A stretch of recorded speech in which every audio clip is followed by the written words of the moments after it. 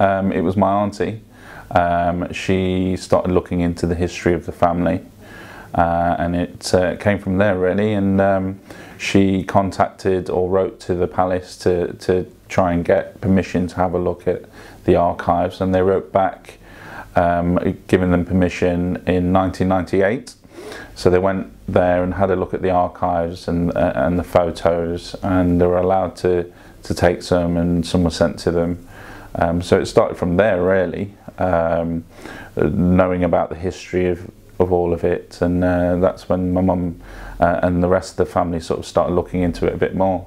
It was definitely a shock to me to find that out, but to my mum and my auntie, not so much of a shock, I don't think, once they found out about it and the history.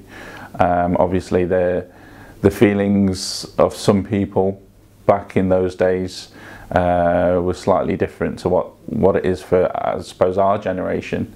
So as far as I'm aware, he was brought over to England as a servant. I'm not too sure the exact year that they came over, but originally he was a servant.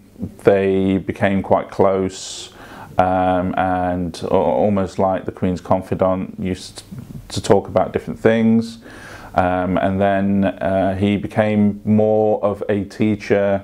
He used to teach Queen Victoria about the language, the etiquette, more about the culture in India at the time.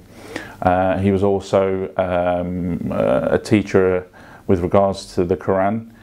He knew it off by heart, and taught her that as well. So they got very close. You know, the story, the film may suggest, you know, that it was other things. The establishment weren't too happy at the time, etc. But